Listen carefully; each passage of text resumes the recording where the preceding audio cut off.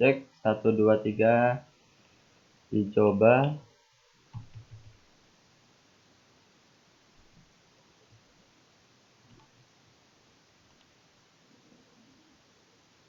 Tes 1 2 3 Bapak Ibu sekalian.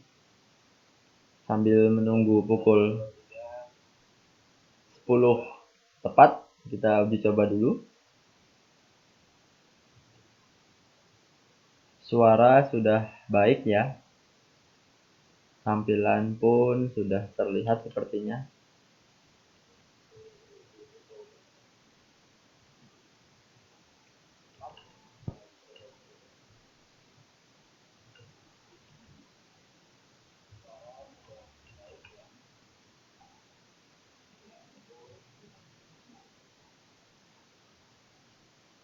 Baik, kita sapa dulu. Terima kasih, ini sudah hadir Pak Joko Ari dari Sampit ya. Alhamdulillah, semangat pagi, sukses selalu Pak Joko Ari.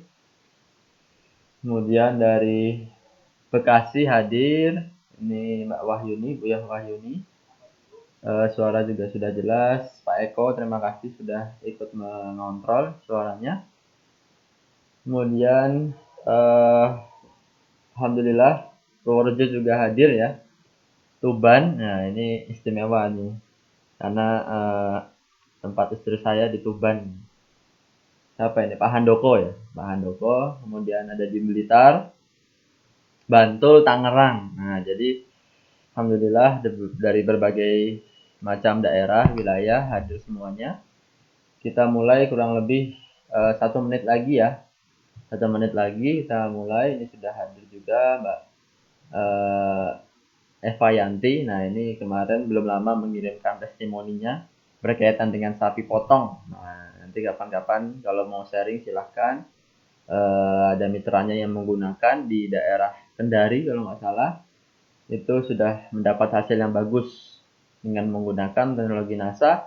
Sehingga nanti juga akan coba kami tampilkan manfaatnya.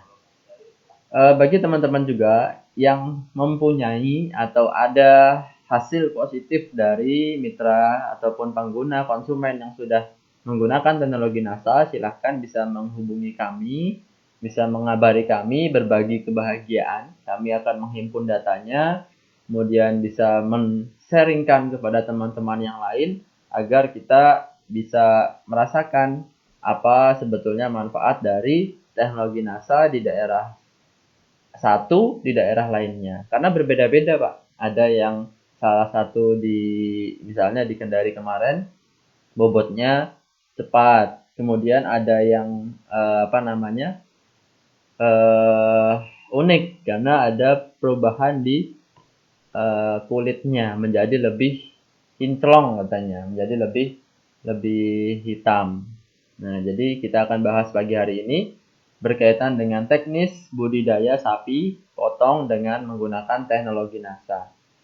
Ini sudah hadir banyak sekali ya di Bojonegoro, di Mojokerto, di mana-mana, di mana lagi nih, di Madiun, Pamekasan, Mas Halimi. Nah ini juga dari Makassar, Pak Ibeng ya, Pak Ibeng. Dari Cirebon, Pak Sain juga dari Magetan. Nggak tahu nih sekarang di mana. Oh di Jakarta, Pak Sain sekarang di Jakarta. Kemudian dari Kalimantan Barat juga hadir, terima kasih. Bekasi, Bandung, kemudian dari Sumatera Selatan juga hadir. Baik, karena sudah pukul 10 lewat 2 menit, kita mulai saja pertemuan kita pada kesempatan pagi hari ini. Bismillahirrahmanirrahim. Assalamualaikum warahmatullahi wabarakatuh. Semangat pagi, mitra NASA dimanapun berada. Mengapa dimanapun berada? Karena terbukti dari hadirnya teman-teman dari berbagai daerah ini merupakan suatu kebanggaan bagi kami. Bisa menyapa langsung, sekaligus bisa berinteraksi dengan teman-teman sekalian, sahabat sekalian, mitra NASA sekalian di berbagai daerah. Kami doakan selalu semoga dalam keadaan yang sehat walafiat, keadaan yang terjaga sehingga bisa dengan mudah menjalankan bisnis NASA dimanapun, kapanpun, dan dengan siapapun, sehingga semakin di sini semakin mendekati target-target yang diinginkan dan sukses, baik itu nanti di dunia maupun di akhiratnya. Pada kesempatan pagi hari ini, kita akan membahas salah satu budidaya di bidang peternakan yang cukup populer. Mengapa populer? Karena memang sapi ini cenderung banyak sekali di Indonesia, tetapi memang budidayanya masih cenderung rendah hasilnya atau produktivitasnya. Terbukti dari produktivitas yang rendah itu dari tingkatnya ataupun dari terpenuhinya tingkat konsumsi daging sapi di Indonesia. Sehingga dari adanya sapi di seluruh Nusantara ini ternyata masih kurang kebutuhannya. Nanti akan kita bahas di kesempatan pagi hari ini. Adapun sebelum itu kita lihat dulu ada nantinya berbagai macam bahasan kita pada pagi hari ini. Nah, ini kalau belum mengenal saya adalah Rifki Dimas Aji, salah satu TS Agrokompleks khususnya di bidang peternakan di PT Natural Nusantara yang juga salah satu hobinya adalah menulis. Ini berkaitan dengan sapi. Ada yang mengatasi ternak yang kelaparan nutrisi. Nah, ini menarik ya. Ada juga suplemen peningkat fertilitas. Nah, fertilitas itu biar dia cepat kawinnya. Bukan cepat kawin, cepat jadinya setelah kawin. Nah, jadi sudah kawin beberapa kali biasanya si ternak itu ada yang nggak jadi, ada yang gagal. Nah, sedangkan kita bisa upayakan untuk dia mengapa tidak bisa satu kali kawin satu kali jadi. Nah, itu yang menjadikan tantangan kita. Semoga itu juga bisa sehingga para peternak di lapangan nanti senang sekali, tidak perlu manggil inseminator.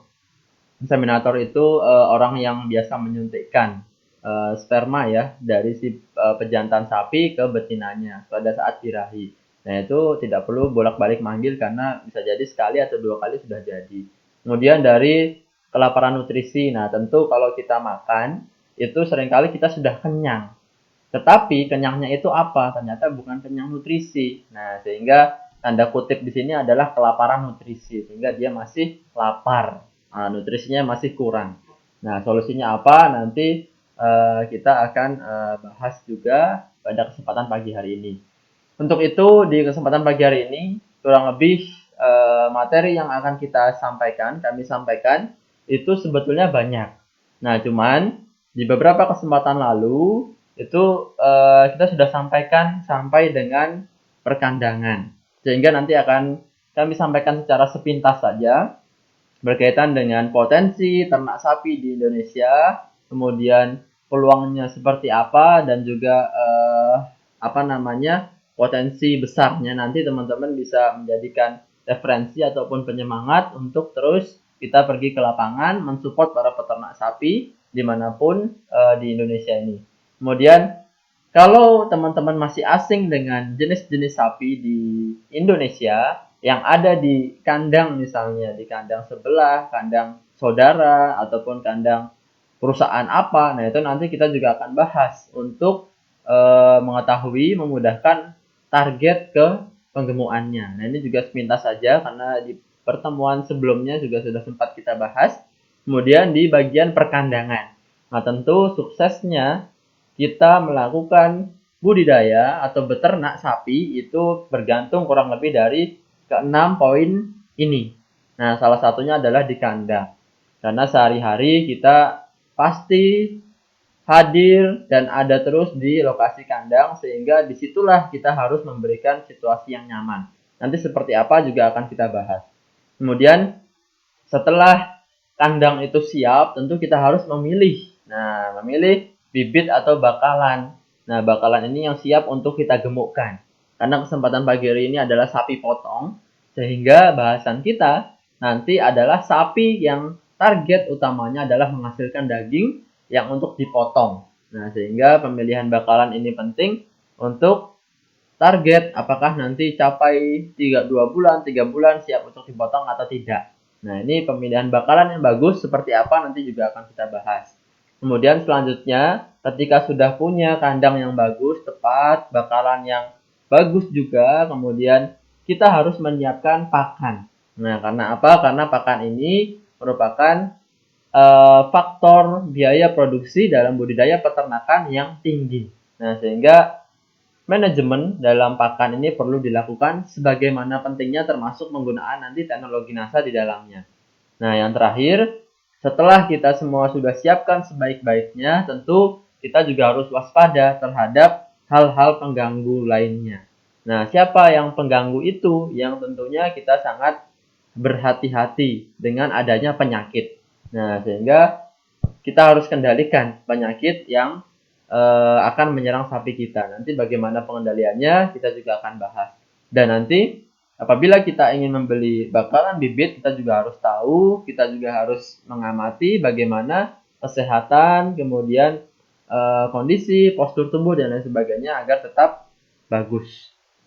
Baik, itulah kurang lebih 6 bahasan besar kita pada kesempatan pagi hari ini. Silahkan teman-teman bagi yang ingin nanti memperdalam, boleh meminta materinya atau diskusi langsung kepada saya, karena memang kesempatan pagi hari ini tidak banyak. Kalau kita bahas terlalu detail, nanti seringkali membosankan ya, atau belum dibutuhkan oleh teman-teman, sehingga belum begitu nyambung. Sehingga secara garis besar saja pada kesempatan pagi hari ini akan kita bahas.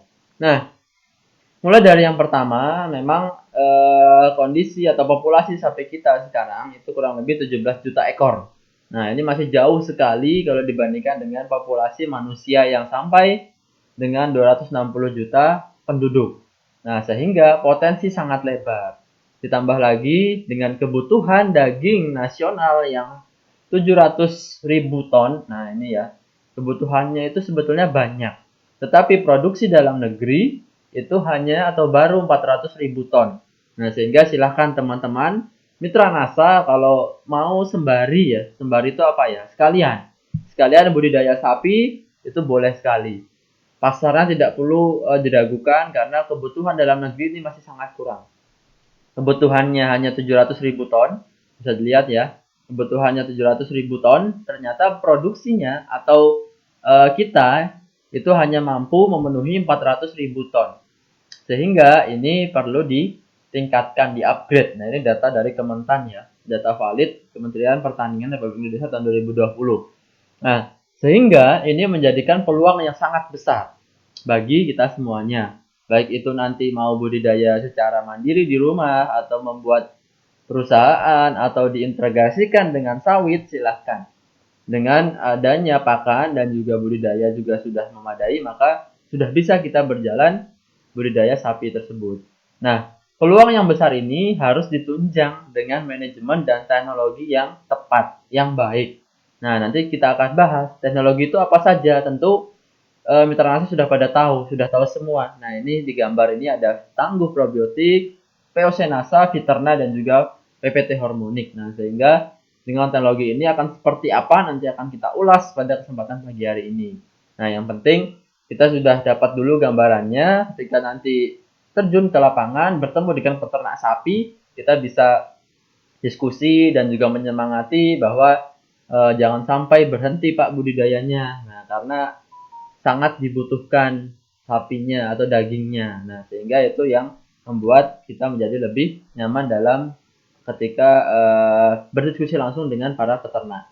Nah, ini sepintas saja jenis sapi di Indonesia, bahwa kita tahu banyak sekali ya, kalau kita temu di pinggir jalan atau di kandang itu ada sapi yang warnanya putih, sapi yang warnanya hitam, sapi yang warnanya coklat, nah dan sebagainya. Setiap sapi juga mempunyai karakteristik masing-masing. Nah, sehingga target-target nanti jangan kemudian mitra NASA melihat ada sapi impor tetapi dibandingkan dengan sapi lokal. Contohnya misalnya ADG ya, pertambahan bobot badan harian.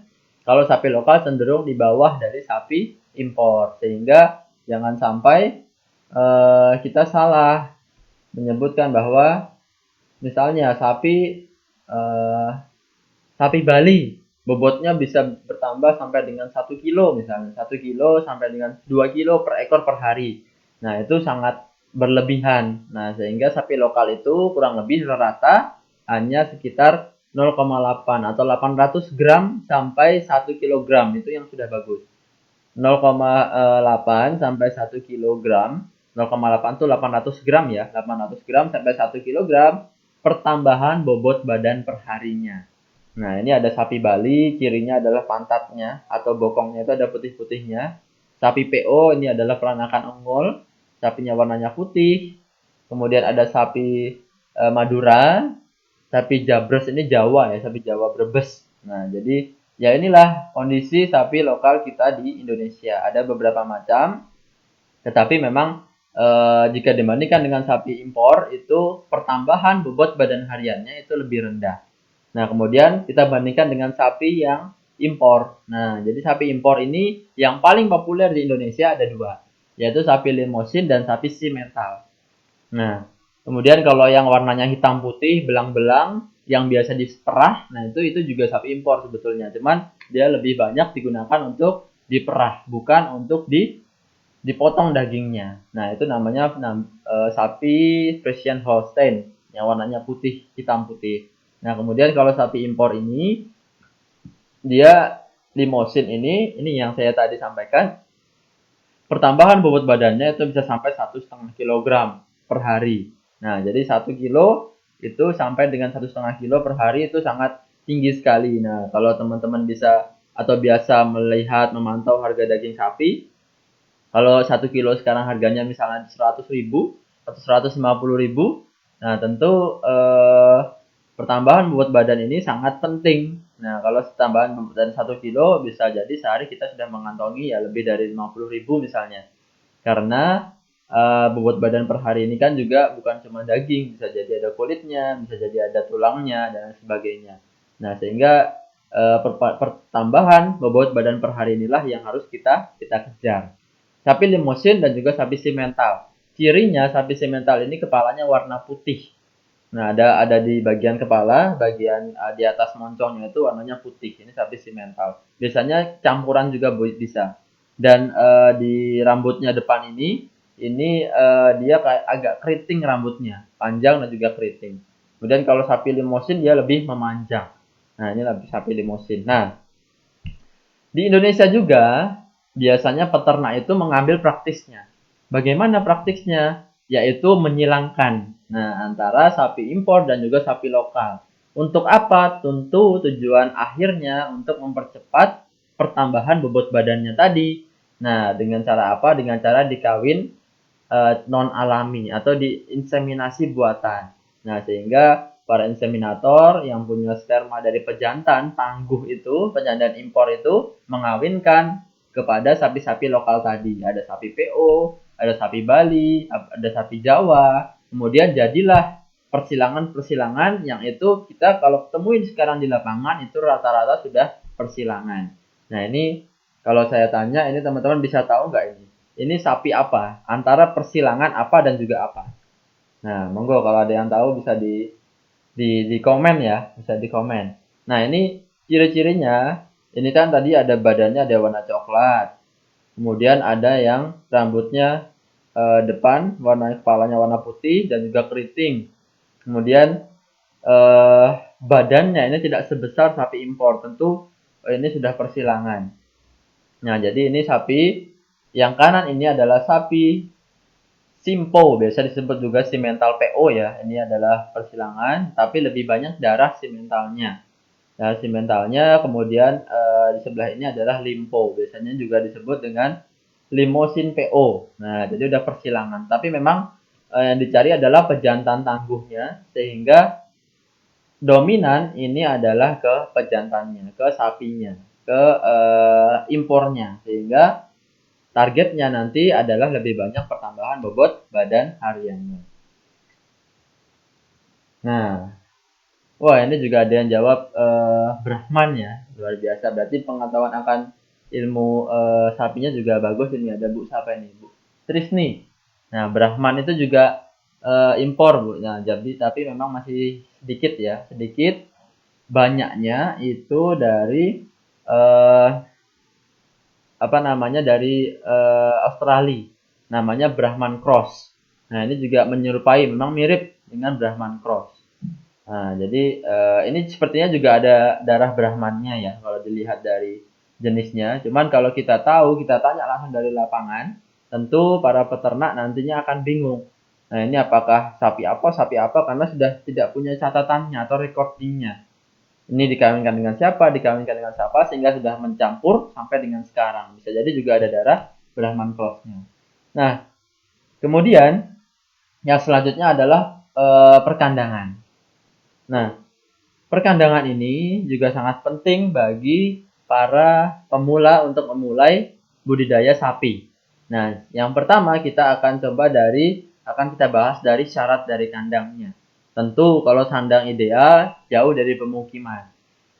Namun, walaupun jauh juga tetap bisa atau mudah dijangkau oleh transportasi. Kemudian sumber air dan pakan gampang. Nah, jangan sampai kita buat kandang jauh dari pemukiman tetapi sumber airnya kurang. Nah, padahal setiap hari sapi itu juga membutuhkan air minum. Nah, tidak cuma pakan tapi juga air minum. Ketika sapi tidak minum, tentu dia tidak mau makan. Nanti sampai tahap tertentu dia akan berhenti makan. Nah, dia butuh air minum juga untuk melarutkan, memudahkan, meringankan dia untuk menghancurkan pakannya. Kalau tidak, dia akan berhenti untuk makan. Nah, sehingga sumber air ini penting sekali dan harus tersedia dalam pakan. Nah, ini sesuai dengan rencana. Ini kalau kita berpikir jangka panjang bagi perusahaan besar, tentu harus memperhatikan tata ruang setempat. Ada daerah khusus untuk agribisnis, ada juga untuk pemukiman dan lain sebagainya. Kemudian untuk tipe kandang, ini juga ada yang sendiri-sendiri, ada yang banyak. Nah, langsung banyak. Nah, ini kandang individu, seperti di gambar ini, hanya diisi 1 ekor per petaknya. Luasan hanya 3-4 meter persegi. Nah, ini ya kandang individu ini kandang sendiri. 1 kamar, 1 ekor. Nah, seperti manusia. 1 kandang, 1 ekor. Nah, jadi dia dimuliakan. Makan sudah siap, piringnya sudah siap sendiri, gelasnya siap sendiri. Nah, berbeda dengan yang kelompok atau koloni. Nah, ini biasanya di perusahaan-perusahaan besar mendatangkan dari luar negeri, Australia atau mana, membawa sapi yang siap untuk digemukkan. Begitu sampai dia langsung diumbar saja. Nah, ini beda ya. Kalau kita lihat di gambar ini, dia tidak ada eh, talinya, tidak ada keluhnya. Keluh itu yang biasa di hidung. Nah, dibolongi di hidung untuk meringankan, memudahkan untuk handling. Handling itu apa ya? Menangani apabila ada sesuatu pada hewan ternak. Nah, dan juga memudahkan untuk dibawa. Itu namanya handling, menghandle sapi. Nah, untuk koloni ini lebih dari 1 ekor ya, 1 kandang itu bisa sampai yang di sebelah kiri itu bisa ada 8 ekor, 5 ekor, dan sebelah kanan itu bisa puluhan ekor. Ini sangat memudahkan, efisien untuk berbudidaya. Nah, jadi setiap masing-masing kandang itu mempunyai kekurangan dan kelebihannya masing-masing. Kemudian ini juga yang pernah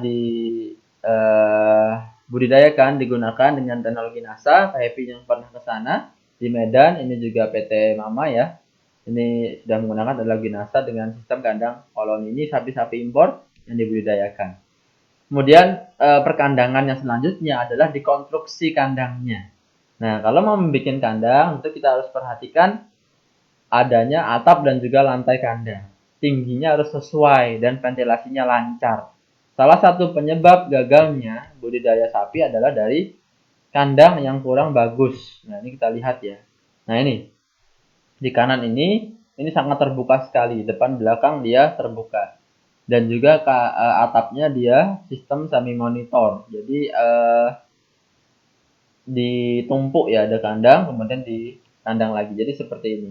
Nah, jadi seperti itulah kandang-kandang yang ideal. Ventilasi lancar dan juga tingginya sesuai, tidak terlalu pendek. Nah, kalau terlalu pendek nanti seringkali angin-angin itu tidak berputar secara bagus sehingga kandang cenderung bau dan juga basah. Kemudian melindungi tempat pakan dan minum. Nah, jadi kalau sampai kena hujan jangan sampai masuk ke tempat pakan dan minum. Bahan kuat dan tidak panas. Nah, ini syarat dari kandang. Kemudian di konstruksi kandang juga harus perhatikan tempat pakan dan minumnya. Tentu harus dicari kondisi yang ideal. Jangan bayi kita kasih gelas ukuran anak dewasa. Nah, jangan kemudian sudah dewasa diberikan gelas yang terlalu kecil. Nah, begitupun dengan sapi, ukuran juga harus cukup menampung pakan. jangan terlalu kecil sehingga nanti pakan itu terkecer-kecer, apa ya, terkecer-kecer ya, terbuang karena dia tidak termanfaatkan oleh sapi. Kemudian jangan sampai tidak mudah dijangkau oleh ternak. Nah, jadi jangan juga terlalu jauh, lehernya tidak sampai, itu akan memberatkan, merepotkan.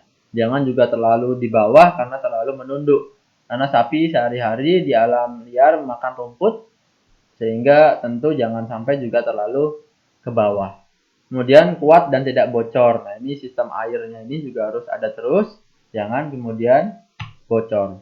Nah, di konstruksi kandang ini juga ada perlengkapan kandang. Nah, apa saja yang wajib ada di kandang itu adalah area bongkar dan muat. Nah, loading ini ya, area loading sebelah kiri. Area loading ini nanti kita bikin semen, semen dengan dinaikin seperti ini, seperti tanjakan. Ini untuk loading, bongkar muat sapi, agar sapi ini ketika turun tidak langsung loncat. Nah, resikonya banyak sekali apabila langsung loncat. Kakinya ada yang retak, ada yang patah, ada yang nggak lama kemudian dia ambruk, dan lain sebagainya. Tentu ini bisa diantisipasi dengan adanya area loading dalam hewan ternak. Kemudian kalau bisa diupayakan juga ada area timbangan. Nah, kalau tidak ada timbangan nanti kita bisa hitung dengan estimasi, nanti ada di akhir ya. Akhir bagaimana mengestimasi berat badan sapi. Kemudian ada area penanganan lainnya dan juga gudang pakan. Nah, ini beberapa yang contoh ya, contoh yang sudah dilakukan, ada yang dia pakai sistem fix, sistem yang sudah semuanya terintegrasi. Ini sapi turun, yang atas ini ya, sapi turun, dia kemudian langsung masuk ke lorongnya. Jadi tidak kesulitan kita menghandlingnya, tidak kesulitan kita menarik-narik, kemudian memasukkan dalam kandang. Dia jalan sendiri sampai dengan kamarnya masing-masing. Kemudian ini di beberapa daerah di luar sana. Nah, ini sebelum masuk dia harus mandi dulu. Nah, nah ini kelihatan ya, jalan nggak gambarnya? Nah, ini ya. Nah, jadi seperti itu kurang lebih penanganannya sampai dengan upaya pengendaliannya. Nah, ini pengendalian penyakit, desinfektan. Jadi kalau di dunia peternakan dari dulu yang namanya sanitizer, kebersihan itu sudah sangat diterapkan, apalagi di perunggasan. Perunggasan itu harus kita sebelum masuk di kandang harus disemprot dulu, dilapisi 2 kali, lapisi semprot lagi. Dengan adanya desinfektan tersebut kita bisa mengendalikan penyakit yang dibawa dari luar. Nah, itu ya sepintas sampai dengan di perkandangan. Nah, jadi di bab atau di poin ketiga tadi kita sudah bahas di potensi, kemudian ada di perkandangan, ada juga di jenis-jenis sapi. Nah, sekarang kalau teman-teman sudah siap semuanya di bagian perkandangan, ataupun nanti di kandangnya masih sederhana, silahkan. Kita juga harus tahu bagaimana cara memilih bakalan yang bagus untuk target penggemukan. Nah, ini kalau bulan-bulan sekarang, mungkin di bulan depan atau 2 bulan lagi, banyak yang mencari untuk target di Idul Adha. Nah, target Idul Adha bagaimana? Itu seperti ini yang kita bisa lihat di layar. Syarat bakalan yang baik, nah ini umurnya kurang lebih 1-2 tahun. Nah, ini ya. Jadi kalau mau beli pedet juga silahkan. Kalau mau beli yang siap untuk digemukan di umur 1-2 tahun. Mengapa 1-2 tahun? Karena pada saat inilah laju pertumbuhan tinggi. Nah, sehingga efisiensi penggunaan pakannya itu bagus. Di umur segini, dengan pakan yang sedikit, misalnya, itu akan lebih banyak diserap. Sehingga laju pertumbuhannya tinggi di umur 1-2 tahun. Berbeda kalau sudah di atas 2 tahun, 2,5 tahun. Mungkin seperti manusia ya, kalau sudah di atas umur 20 tahun, pertumbuhannya sudah lambat, sudah tidak tinggi. Mungkin nambah lebar masih bisa. Nah, tetapi masih sudah banyak juga orang-orang yang tidak bertambah apapun, hanya untuk kebutuhan hidupnya. Begitupun dengan sapi. Di tahun 2 tahun ke atas, 2,5 tahun, 3 tahun, tentu dia posturnya sudah akan tetap. bisa jadi hanya tambah gemuk. Nah, di usia 1 tahun ini, 1,5 tahun sampai 2 tahun ini, tentu target kita adalah dari yang dia masih remaja, mungkin kalau manusia di umur 15, 10 tahun lah, dia masih tahap-tahap cepat untuk gedenya. Nah, itulah yang poin penting untuk kita budidayakan menghasilkan ternak potong. Belilah di usia-usia segini, dengan pakan, dengan treatment yang tepat, kita akan memudahkan untuk cepat dia tumbuh besarnya. Nah, jadi itulah umur yang ideal. Kemudian kalau dari jenis kelamin, carilah yang pejantan. Nah, atau laki-laki. Nah, karena selain pejantan itu lebih cepat besarnya, betina pun juga saat ini ada larangan untuk memotong betina produktif. Nah, ini nggak tahu saya sekarang masih ada atau tidak peraturan dari pemerintah. Terakhir itu ada bahwa target memang untuk menghasilkan pedet ya atau anakan sapi, sehingga betina produktif itu tidak boleh dipotong. Tujuannya untuk menghasilkan anak secara terus-menerus. Sehingga untuk pemotongan kita cari ternak yang jantan. Pilihlah yang jantan. Kalau bisa lagi pilihlah yang steer. Nah, apa itu? Yaitu jantan yang dikastrasi. Nah, kastrasi ini biasanya dilakukan di perusahaan sapi potong. Dilakukan pemandulan atau dinetralkan. Jadi tujuannya khusus untuk menghasilkan daging, tidak untuk kawin. Nutrisinya khusus untuk menghasilkan daging, tidak untuk berkembang biak, tidak untuk kebutuhan memproduksi spermanya, kemudian kebutuhan untuk mengawinkan dan sebagainya, itu tidak, khusus untuk pengemukan. Sehingga ini harus dikastrasi, itu yang ideal. Tetapi kalau yang pejantan biasa tidak apa-apa, itu sudah bagus, sudah bisa untuk dibudidayakan dan lebih besar, lebih cepat tumbuhnya juga dibandingkan dengan betina. Kemudian dari segi kesehatan, cirinya nanti akan jelas kita bahas di bab kesehatan dan upaya pengendalian penyakit. Cuman di sini sepintas saja, kesehatan tentu kita cari yang sehat. Kulit bersih, kemudian mata bersinar, tidak berair, tidak sayu. Carilah yang bersinar, yang bersih. Kemudian nafsu makannya bagus. Itulah dari segi kesehatannya. Kemudian dari segi fisik, nah, fisik ini boleh kurus, boleh sekali. Nah, karena kalau kita cari bibit kurus, biasanya harganya lebih murah. Tidak apa-apa, boleh. Yang penting dia sehat dan masuk di umur kisaran 1-2 tahun tadi. Nah, di kurus ini, inilah saat yang tepat untuk kita gemukkan. Nah, jadi boleh kurus tapi dia sehat.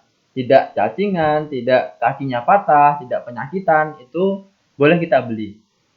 Nah, ketika kita target, kita treatment dengan pakan yang bagus, dengan teknologi NASA, nah tentu ini akan cepat sekali nanti tumbuhnya. Nah, jadi kurus ini adalah salah satu tantangan biasanya di peternakan rakyat. Sampai dengan usia 1 tahun dia nutrisinya masih kurang. Nah, sehingga di 1-2 tahun itu target penggemukannya dengan pakan-pakan yang tepat, dia akan cepat gemuknya. Nah, jadi tidak apa-apa, boleh tetapi sehat. Kemudian dari jenis, nah ini dari genetik ya, keturunan itu cari yang bagus, yang baik. Kalau ada catatan itu tentu tidak masalah, tentu bagus. Catatan maksudnya adalah catatan recording dari indukannya, perkawinannya, persilangannya. Tentu induknya juga siapa, kalau ada di situ kita bisa lihat, bandingkan apakah gemuk, apakah sehat, apakah posturnya bagus atau tidak. Nanti carilah bibit yang bagus dari indukan-indukan yang bagus. Nah, penentuan umur sapi yang paling sederhana kita dari pergantian gigi sapi. Nah, jadi seperti manusia, gigi susunya pun berganti. Dilihat dari pergantian gigi seri depan. Jadi seri depan ya, jadi seri depan. Nih di gambar kita bisa lihat bahwa kurang dari 1 tahun itu giginya masih kecil-kecil, biasa, belum berganti. Nah, ketika kita mau targetkan untuk produksi daging atau menghasilkan sapi potong, kita harus cari bibit yang dia sudah minimal ganti giginya 1. Nah, ganti gigi ini di istilah Jawa disebut juga dengan poel. Nah, Mitra NASA setahu nggak ini poel itu apa? Poel itu adalah ganti gigi. ganti gigi yang pertama. Itu menandakan bahwa umur sapi kurang lebih 1-2 tahun. Nah, ini seperti yang digambar di kanan, sudah ganti gigi ya. Sudah ganti gigi, ini adalah gigi yang kecil, ini sangat menciri. Gigi kecil dan gigi yang sangat besar ini sangat menciri ya. Kalau sudah ganti gigi satu, ini sudah ganti. Satu itu maksudnya adalah sepasang. Jadi nanti ada 4 pasang yang ganti. 1 pasang, 2 pasang, 3 pasang itu di umur 3-4 tahun. Kalau sudah ganti semuanya, itu di umur 4-5 tahun ke atas. Lebih dari itu, sudah tidak lagi ganti gigi. Ompong dia nanti. Nah, giginya lebih kecil, krepes. Di atas 6 tahun, 7 tahun, itu tandanya dia sudah tua. Itu giginya nanti makin krepes. Nah, yang tepat adalah seperti ini, umur bakalan yang sudah ganti gigi 1 kali. Nah, ini juga yang menandakan sapi kalau mau siap untuk disembelih pada saat Idul Adha biasanya. Dicirikan dengan poel. Poel 1, kambing domba pun poel. Nah, jadi seperti ini ya, cara mudah kita untuk menentukan umur sapi. Nah, saya mau bertanya sekarang. Aduh, terlihat di sini. Yang sebelah kiri itu poel berapa ya? Nah, ini kalau kita lihat bahwa ketika kita akan ke lapangan, seringkali nanti kita dihadapkan dengan kondisi-kondisi yang berbeda dan juga susah untuk membuka giginya. Nah, ditemukan gigi yang paling kiri ini adalah sudah poel 2. Nah, ini sudah dicirikan dari giginya. Giginya yang sudah ganti menjadi gigi yang sudah utama ya, ada 2 ya. Poel 2. Kelihatan ya, poel 2 itu giginya sudah besar-besar. Nah, yang di sebelah kanan, sebelah kanan ini adalah ciri bahwa ini gambar editan. Nah, jadi nggak mungkin kambing, domba, sapi itu gigi atasnya itu tidak punya. Apalagi sampai di behel gini, di kawat gini, nggak mungkin ya. Apalagi dia rapi seperti ini, nggak mungkin. Karena sapi tidak memiliki gigi atas. Nah, ini termasuk saja kita tahu bahwa nanti apabila ingin mengecek gigi, itu giginya yang di bawah saja. Karena sapi tidak memiliki gigi di atas. Nah, oke. Ini ya, betul ya jawabannya ya. Ada yang poel 2, ini Pak, siapa ini? Sukron El Hasim Ataki. Nah, kapan-kapan kalau ada hadiah kita kasih inilah hadiah next time. Nah, ini yang kanan ganteng, Pak. Wah. Iya, ini dia luar biasa ya, ayu. Nah, itu tadi dalam penentuan bakalan. Nah, saya kira mitra nasa semua sudah paham cara memilih bakalan yang bagus. Kemudian kita masuk ke pakan. Nah, disinilah potensi dari teknologi NASA itu dilakukan aplikasinya. Nah, maksudnya adalah penggunaan pengaplikasian teknologi NASA adalah di pakan ini. Nah, tentu tidak hanya tunggal, hanya diberikan NASA saja tidak. Tetapi juga harus diberikan pakan yang ideal, yang bagus. Nah, ini ya satu, kita ulas dulu dari yang pertama, yaitu manajemen pakannya. Manajemen pakan tentu harus sesuai kebutuhan. Sesuai kebutuhan, komposisi sesuai dengan nutrisi. Nah, peternak umumnya di lapangan itu hanya menggunakan hijauan. Hijauan itu adalah rumput. Nah, rumput-rumputan. Kemudian tidak menggunakan konsentrat. Tetapi idealnya mulai kita gunakan yaitu konsentrat, baik itu sumber energi ataupun sumber protein. Ini akan kita bahas secara sepintas saja. Kemudian manajemen pakan ini prinsipnya juga adalah mudah diperoleh. Nah, ini prinsip dari manajemen pakan. Mudah diperoleh dan tersedia dalam jumlah banyak dan terus-menerus, tidak habis-habis di daerah teman-teman masing-masing. Dan yang terpenting adalah harga terjangkau.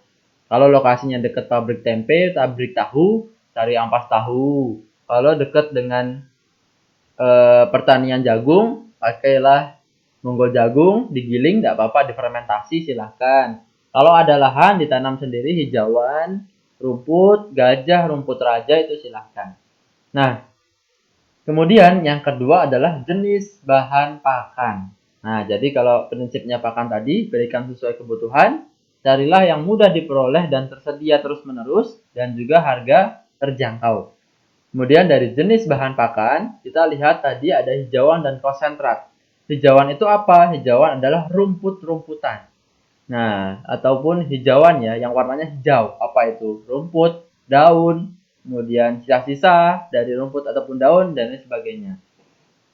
Yang paling umum dilakukan adalah rumput gajah, rumput kolonjono, rumput raja juga. Di sini juga ada odot. Odot ini juga lagi bagus ya, lagi belum lama ditemukan, tetapi memang adaptif dan juga nutrisinya tinggi.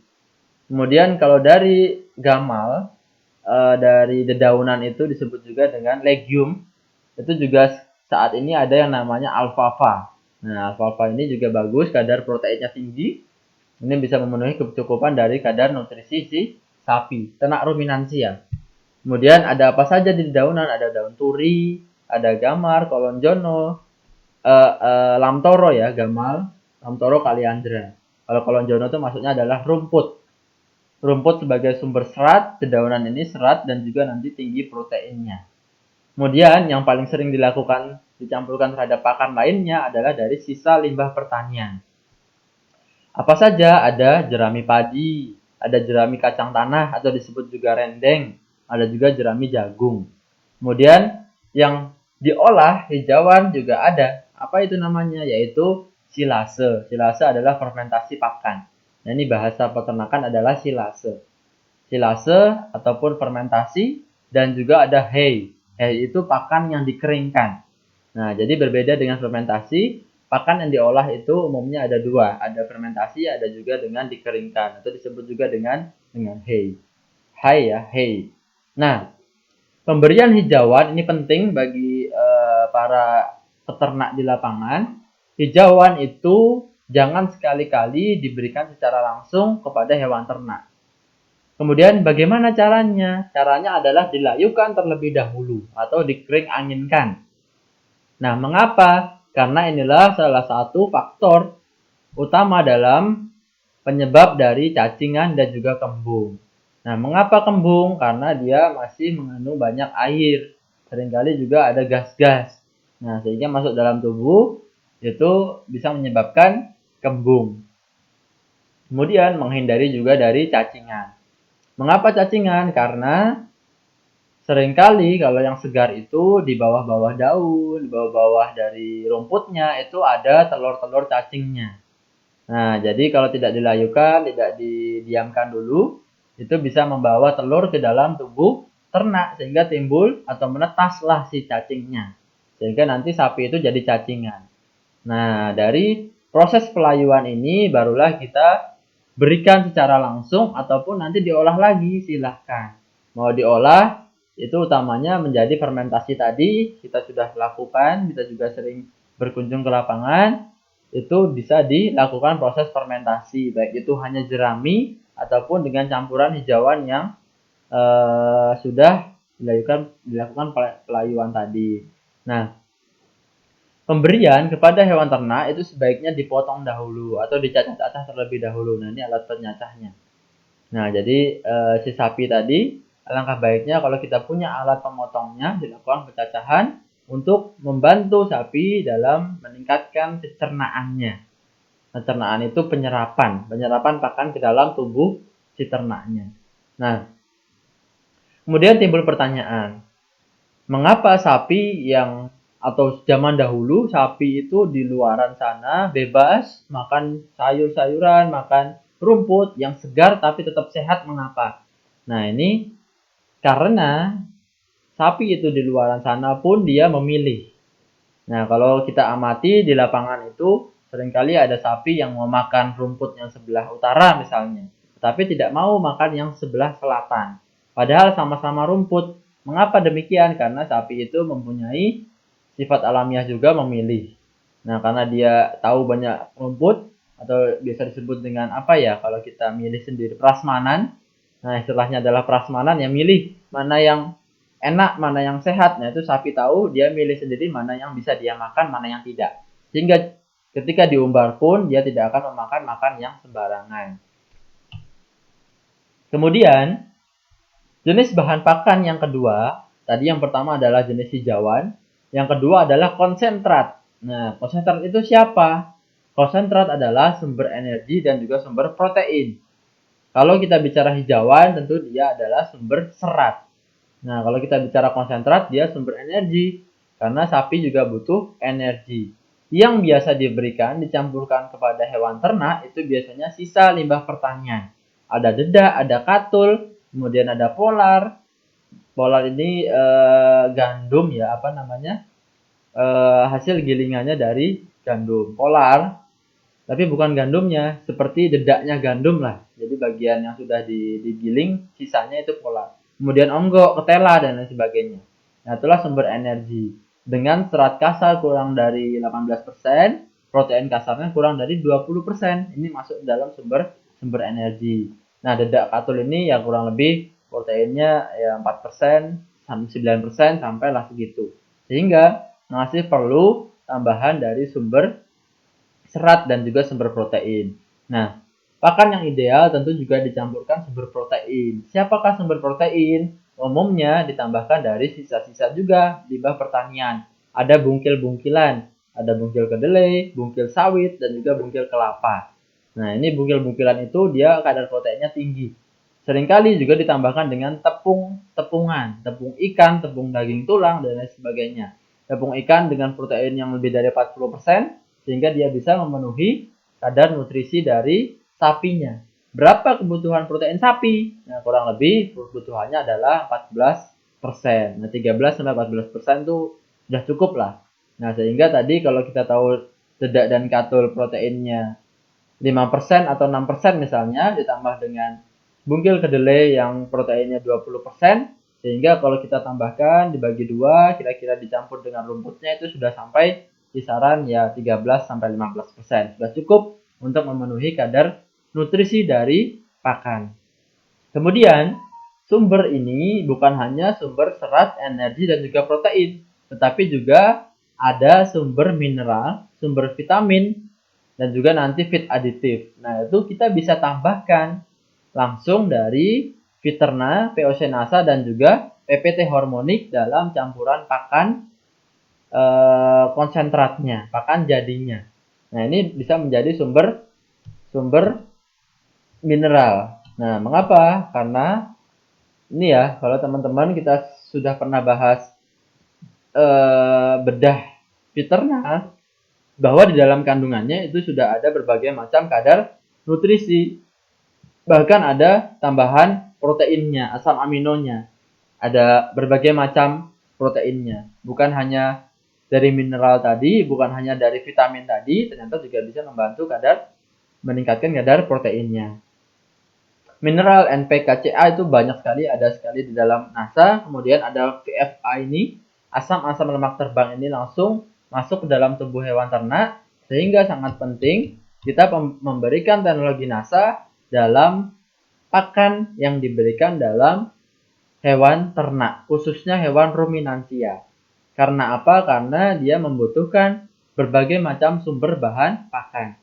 Sumber energi kita sudah berikan, sumber protein sudah berikan, sumber serat tadi sudah berikan, hijauan tadi, kemudian sumber mineral, kemudian sumber vitamin, itu juga harus kita tambahkan. Dari mana? Cukup dengan menggunakan teknologi NASA. Itu sudah tercukupi.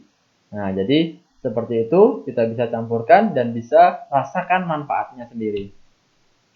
Kemudian bagaimana sistemnya, sistem kerjanya, membantunya? Ternyata bukan hanya menambahkan mineralnya, bukan hanya menambah vitaminnya, menambah asam aminonya, dia juga tersusun atas nutrisi yang murni siap pakai oleh hewan ternak. Nah, jadi kalau kita tahu tadi rumput itu pasti dikunyah dulu oleh sapi. Ketika selesai dikunyah, barulah dia telan. Kemudian di dalam saluran pencernaan juga ada proses penghancuran di lambung, kemudian di usus penyerapan, barulah diambil seratnya yang mana, energinya yang mana, proteinnya di mana, baru diambil. Sedangkan berbeda dengan teknologi NASA, dia adalah suplemen nutrisi organik yang siap pakai oleh ternak, sehingga begitu masuk dalam tubuh ternak, langsung masuk ke usus halus untuk diserap. Nah, ini ya, langsung untuk diserap. Targetnya langsung ke saluran pencernaan, ke daerah yang siap untuk diserap, yaitu usus halus. Sehingga bisa membantu untuk proses penyerapan dari pakan yang ada tadi, baik itu hijauan, kemudian katul atau bekatul atau dedak, kemudian bungkil-bungkilan kalau ada, onggo, kemudian ada juga yang pakai kulit kedelai, silahkan itu bisa dibantu diserap dengan menggunakan teknologi NASA, yaitu Viterna. Nah, kemudian yang ketiga, nah tadi kita kan sudah bahas manajemen pakan. Tadi yang pertama ada apa tadi ya? Lupa saya. Oh ini, manajemen pakan, kemudian jenis bahan pakan, kemudian dari jenis itu ada 2, kemudian ada Viterna. Nah ini yang ketiga. Kemudian yang ketiga adalah penyusunan bahan pakan, penyusunan ransum. Nah ini penting ya, agar si ternak tadi tidak kekurangan kadar nutrisi. Kebutuhan pakan ini berdasarkan dengan berat badannya. Nah ini kita bagi, kalau kita memberi rumput atau hijauan, minimal itu 10% dari berat badan sapinya. Contoh, kalau sapi tadi beratnya 200 kilo, berarti sehari kita harus kasih 20 kg rumput segar. Nah, jadi rumput segar itu kurang lebih 20 kg harus kita berikan hijauan segar ataupun fermentasi ya. Tetapi kalau sudah dilayukan, ya kurang lebih kadar air berkurang 20%, 10%, itu sudah bisa kurang dari 10% dari berat badan sapi. Kemudian kalau konsentrat atau sumber protein, sumber energi tadi kurang lebih 1-3% dari bobot badan. Nah, inilah pemberian hariannya. Jadi kalau ada yang bertanya, berapa ideal kita kasih pakan sapi perharinya? Nah, itu kurang lebih jawabannya adalah 10% dari rumput, 2% dari konsentrat. Nah, itu sudah sangat cukup untuk meningkatkan bobot badan sapi. Ditambah lagi dengan teknologi NASA untuk proses penyerapannya. Dan juga penambahan sumber mineral ataupun vitaminnya. Kemudian prinsipnya adalah gunakan yang mudah didapat tadi. Selalu tersedia dan harga terjangkau. Apapun, daun kering juga boleh. Kemudian kalau pas lagi panen jagung, bonggolnya digiling, jerami jagungnya digiling, dan sebagainya boleh diberikan untuk hewan ternak dengan catatan juga dengan bantuan teknologi NASA untuk proses pelengkapan nutrisi dan juga penyerapannya. Kemudian yang C adalah menyusun ransum sesuai dengan kebutuhan. Nah, jadi biasanya dengan aplikasi atau Excel. Nah, ini kapan-kapan kalau memang ada yang pingin, silahkan juga boleh mengkontak kami untuk menentukan menyusun ransum yang sesuai. Mengetahui berat badan sehingga tahu tadi berapa banyak, kemudian kebutuhan nutriennya berapa persen, kemudian komposisinya itu apa saja, yang ada di sana apa saja, dicampur, kemudian bahan yang akan digunakan apa saja. Contoh kalau kita lihat di kanan ini adalah kadar nutrien dari berbagai bahan pakan. Ada ampas tahu, proteinnya tinggi ya, 25%. Ini bisa nanti dicampur dengan katul, dicampur dengan rumput. Padahal karena hewan ternak khususnya sapi ini hanya butuh sekitar 14-15% protein kasarnya. Kemudian bungkil kedelai ini 52% ya protein kasarnya. Bisa dicampur dengan bekatul tadi ataupun rumput saja sudah bisa. Kalau dedak padi tadi ya, dia sampai dengan 9%, 5-9% protein kasarnya, tetapi dia masih kurang sehingga perlu dicampur dengan sumber protein karena ini adalah sumber energi. Dedak padi ini adalah sumber energi. Kemudian onggo ini juga sangat rendah tetapi dia mengenyangkan sumber energi. Sehingga sudah dicampur dengan sumber protein, bungkil-bungkilan atau tepung ikan dan sebagainya. Gaplek, polar, molasses, tetes dan sebagainya. Ini kita bisa campur-campur bahan pakan untuk memenuhi kadar nutrisi dari sapi. Kemudian bagaimana cara mengestimasi berat badan? Nah ini salah satu rumus. Jadi ada beberapa rumus. Salah satu rumusnya adalah ini yang memudahkan, yaitu lingkar dada ditambah 22 dikuadratkan dibagi dengan 100. Nah ini untuk mengetahui tadi kebutuhan berat badannya, karena 10% ya, 10% itu pakan segarnya tadi butuh berapa, dan perhitungan ini sebaiknya dilakukan pada saat awal sapi masuk dan akhir nanti sapi keluar, sehingga kita bisa estimasi pertambahan bobot badannya. Nah, contoh, ini ada lingkar dada sapi kurang lebih 150 cm. 150 cm dimasukkan dalam rumus 150 cm atau 1,5 meter ya, 150 cm ditambah dengan 22. Ini adalah rumus. 22 ini adalah rumus. Kemudian nanti dikuadratkan baru dibagi dengan 100. Jadi ini 172 dikali 172 atau 172 kuadrat, dipakai kalkulator saja, kemudian nanti dibagi 100, dapatlah 295 kg. Estimasi berat badannya itu 295 kg, sehingga nanti pakannya akan menyesuaikan dari bobot badannya. Nah, kemudian masih dari manajemen pakan di sebab pemberian pakan. Pemberian pakan ini sebaiknya tetap dilakukan secara berkala 2-3 kali sehari. Nah, ini merupakan salah satu perusahaan yang sudah menggunakan teknologi NASA. Dia dicampur di saat pengolahan pakannya. Nah, ini langsung dicampur ya. Ada bagian pengolahan konsentrat, ada juga hijauan, langsung dicampur ke pada saat pencampurannya itu. Jadi butuh setengah botol sampai 1 botol ya, kurang lebih sekali pemberiannya. Nah, pemberian ini jangan diberikan secara berbarengan antara hijauan dan konsentrat. Boleh konsentrat dulu, baru hijauan dulu, boleh hijauan dulu, kemudian baru diikuti konsentrat. Terserah mana saja bagus. Cuman memang seringkali ini masih perdebatan mana dulu yang bagus, dan juga umumnya masih banyak yang lebih baik diberikan konsentrat dulu, baru hijauan. Nah, ini terserah saja, mana dulu silahkan. Diberi jeda kurang lebih 2 jam, baru nanti pemberian pakan yang selanjutnya. Contoh, hijauan diberikan jam 8 pagi, konsentrat jam 10 pagi. Atau konsentrat dulu jam 7 pagi, jam 9 hijauan. Nah, konsentrat dapat diberikan dalam bentuk basah dan juga kering. Umumnya diberikan dalam bentuk basah atau komboran. Sehingga dosis NASA itu biasanya 1 tutup diberikan ke 3 kg pakan basah atau komborannya. 1 tutup per ekor itu dicampur ke pakan basahnya. Nah, untuk pada tahap awal adaptasi perlu dilakukan proses penyesuaian bertahap, karena yang biasa hewan ternak tidak diberi konsentrat tentu ada proses penyesuaian lagi.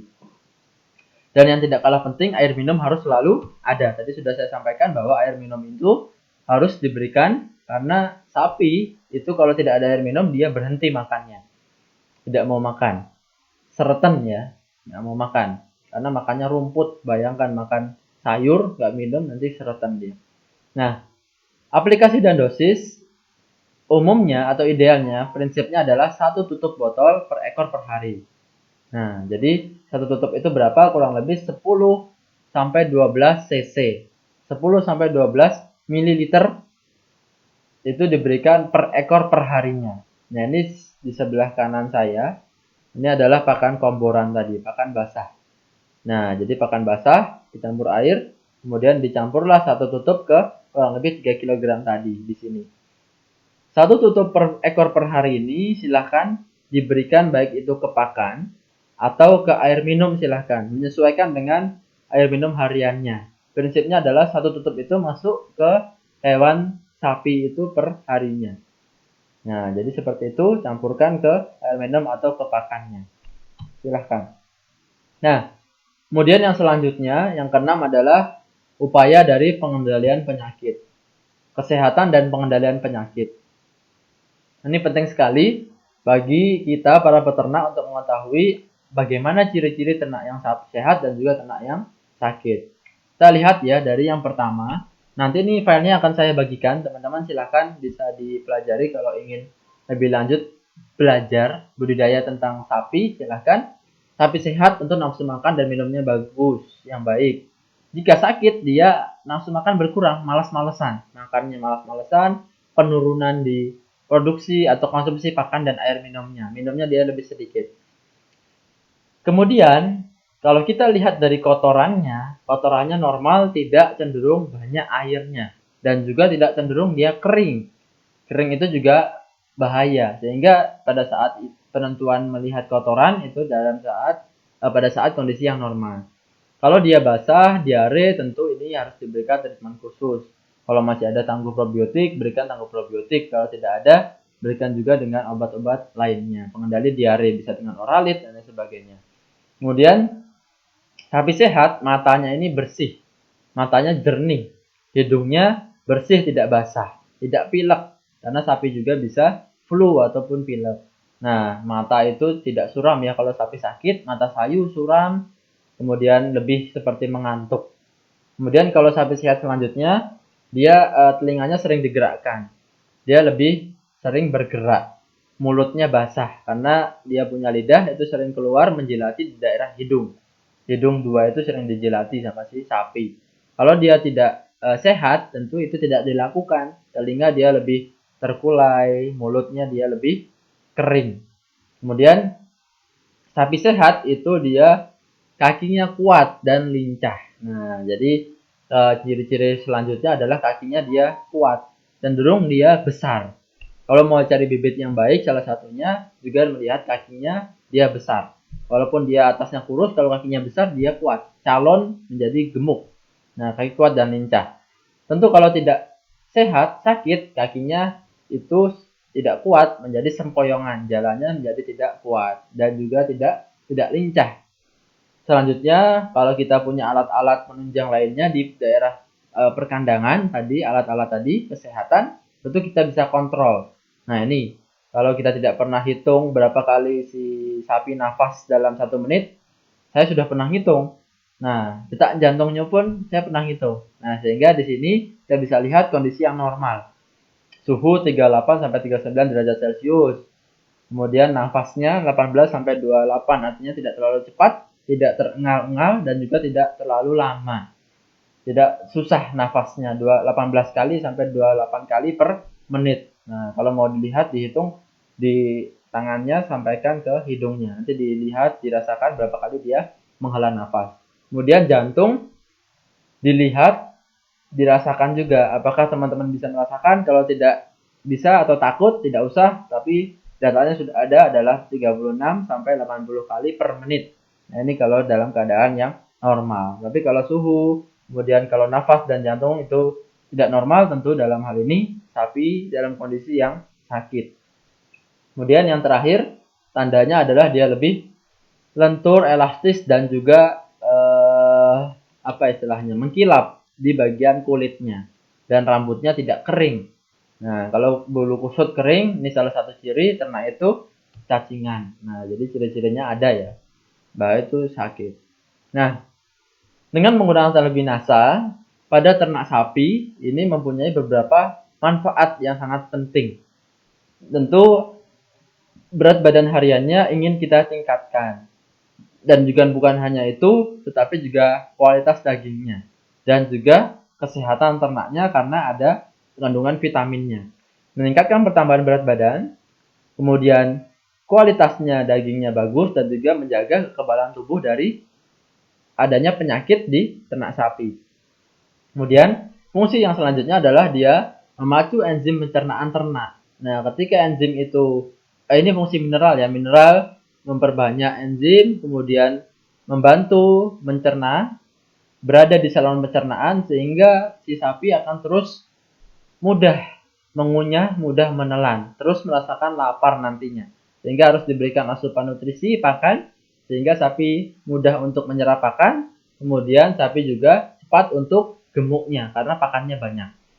Kemudian memberikan mineral esensial maupun non esensial. Ini maksudnya adalah mineral yang tidak bisa dibuat oleh tubuh dan juga mineral yang bisa dibuat oleh tubuh. Nah, mineral yang tidak bisa dibuat oleh tubuh itu dia didapatkan dari luar. Dari luar ini bisa didapatkan dari pakan. Nah, dari pakan ini kita lengkapi dengan Viterna, dia bisa membantu mencukupi kadar mineralnya. Kemudian selanjutnya adalah memberikan berbagai macam nutrisi yang diperlukan. Nah, ada protein tadi ya, ada protein, ada asam amino, ada lemak, vitamin, dan sebagainya. Kemudian juga menambah kandungan asam-asam di dalam rumen atau lambung. Tadi yang disebut dengan volatile fatty acid atau asam lemak terbang. Nah, itu adalah asam-asam lemak di dalam lambung yang tujuannya untuk mempermudah nantinya apakah tujuannya diserap dagingnya atau susunya, itu ada di asam lemak terbang. Ada butirat, propionat, dan juga asetat, ada 3 ya asam lemak terbang. Kemudian meningkatkan efisiensi dan efektivitas pakan. Nah, ini total digestible nutrien. Kemampuan si sapi dalam menyerap pakannya akan ditingkatkan. Misalnya 2 kilo bisa menjadi daging 1 kilo. Sekarang 2 kilo bisa menjadi 1,5 kilo. Nah, itu akan menyerap pakan bisa lebih bagus sehingga dikeluarkan nanti ada yang hanya yang sisa. Nah, itu tadi contoh ya. Nah, kemudian mengandung hormon pertumbuhan alami untuk mempercepat pertumbuhan ternak. Jadi di dalam Viterna ini juga sudah terkandung yang namanya hormon, yang ada dari hormonik ada, kemudian dari POC juga ada. Nah, tetapi memang di Viterna ini yang unggul adalah dari segi proteinnya. Nah, kalau di hormonik tentu hormon pertumbuhannya, kemudian kalau di POC sumber mineralnya. Sehingga kalau dicampurkan jadi satu, harapan dari Mitra NASA itu menjadi lengkap. Nah, jadi silahkan saja apakah nanti diberikan Viterna boleh, tetapi memang sudah tercampur juga ada di kandungan peosinasanya masuk, hormoniknya masuk, tapi memang tidak sebanyak di produk yang tunggal tadi, yang hanya hormonik ataupun yang hanya POC. Sehingga boleh dicampurkan ataupun diberikan Viterna saja itu sudah cukup.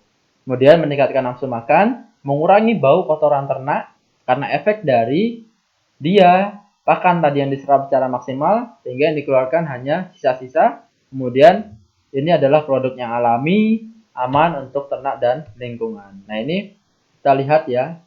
Kita lihat bahwa beberapa hasil yang sudah menggunakan teknologi NASA di berbagai tempat itu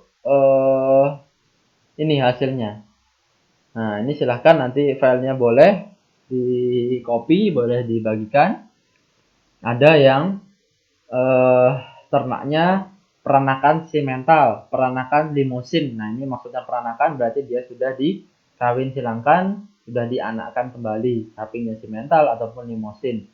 Jumlahnya 80 ekor, masa pemeliharaan 1 bulan, ini di Wonosobo. Nah, ini sebelum pakai NASA butuh waktu lama untuk meningkatkan nafsu makan.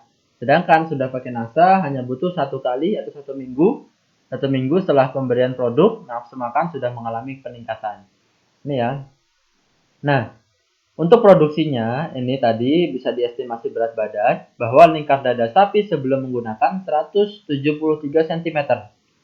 Setelah 1 bulan menggunakan teknologi NASA, lingkar dada itu meningkat kurang dari lebih dari 181 cm. Ini kurang lebih ada 8 cm kenaikan. Nah, sehingga berdasarkan rumus tadi, kalau selisihnya 8 cm, itu ada penambahan 80 kg.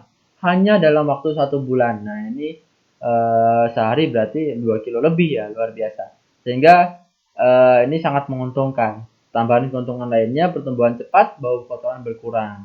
Nah, kemudian contoh yang kedua ada Pak Sukarman ini dari mana ini? Lampung Tengah. Nah, ini 45 ekor limosin, sapinya banyak ya, ada limosin, simental, ada PO, peranakan ongol, ada Brangus, nah ini persilangan, Brahman dan juga Angus. Nah, ini Angus ini dari Australia sapinya. Ini peranakan Brangus dan juga sapi Bali. Nah, ini produksinya ternyata memang juga tinggi. Membutuhkan waktu 1 bulan untuk mulai terbiasa makan konsentrat. Tadi ya, karena butuh penyesuaian, dia butuh 1 bulan. Sedangkan setelah menggunakan teknologi NASA, hanya cukup membutuhkan 1 minggu untuk mulai terbiasa makan konsentrat. Pertumbuhan bobot badan tidak maksimal. Nah, ini sebelumnya. Untuk mencapai 30 kilo membutuhkan waktu yang lama. Nah, sedangkan dengan menggunakan teknologi NASA, untuk pertumbuhan bobot badan tertinggi untuk mencapai 30 kilo. Nah, ini tadinya 30 kilo itu lama waktunya. Sedangkan dengan menggunakan teknologi NASA, hanya butuh waktu sekitar 9 hari. Nah, ini luar biasa. Kemudian, penyuntikan vitamin dalam satu siklus atau satu siklus itu 5 bulan, banyak 3 kali. Dengan menggunakan teknologi NASA ini tidak dilakukan. Nah, ini hanya menggunakan hanya menggunakan produk NASA dalam satu siklus. Ini Pak Sukarman ini luar biasa, dia sangat yakin ya. Tapi memang kalau untuk penyakit itu tetap harus dikendalikan. Tapi dalam hal ini vitamin, karena Viterna itu sudah ada kandungan vitamin sehingga sudah cukup untuk diberikan. Namun kalau disuntikan vitamin itu menjadi lebih baik. Nah, tambahan keuntungan lainnya, kotoran dia lebih sedikit dan baunya kurang. Tentu efek dari penyerapan yang maksimal tadi. Kemudian kualitas daging meningkat. Nah, kemungkinan ini ada RPH-nya, rumah potong hewannya. Dilihat kualitas dagingnya menjadi bagus, warnanya lebih padat, lemaknya berkurang, kemudian warnanya lebih merah dan menghemat biaya obat-obatan karena dengan vitamin sudah cukup dari kandungan dari penggunaan teknologi NASA. Nah, ini juga dari kiriman dari Mbak Eva Yanti tadi. Ini adalah sapi ya. Nih, saya awalnya juga tidak yakin ini apakah ini sapi yang bawah ini atau tidak, tapi informasinya adalah sama, sapi yang sama. Ada perubahan bobot badan yang luar biasa dan juga ada kenampakan dia lebih kinclong, lebih berubah warnanya. Nah, ini bahasa kita adalah kinclong ya. Lebih kinclong. Nah, jadi seperti itu teknis budidaya sapi dari awal sampai dengan akhir secara singkat, mudah-mudahan bisa memberikan gambaran bagi teman-teman semuanya, Bapak Ibu Mitra NASA semuanya. Kalau bagi masih ada yang kurang puas, bisa didiskusikan, bisa ditanya jawab pada kami.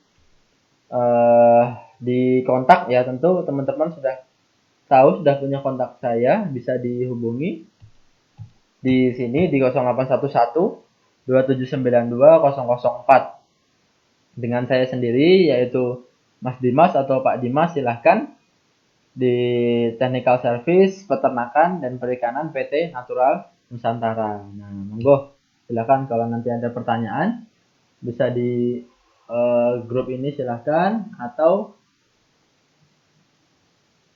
di WA Japri saja agar lebih maksimal kita untuk berdiskusinya.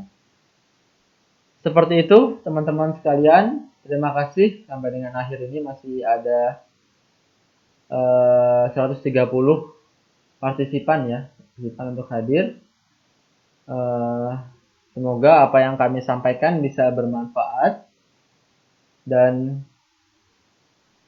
di lain kesempatan teman-teman juga bisa menyaksikan live webinar lainnya dari grup Agro NASA atau FB Pertanian Agro Kompleks NASA.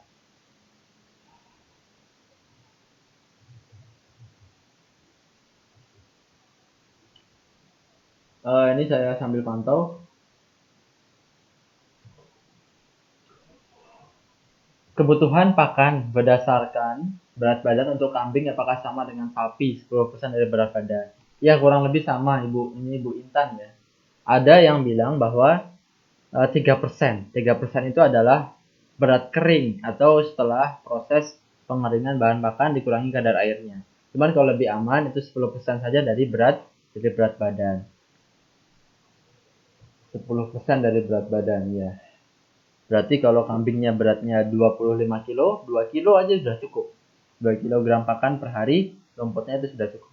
Kalau tidak punya waktu untuk mencari pakan, bisa dengan cara membuat pakan sederhana, pakan fermentasi.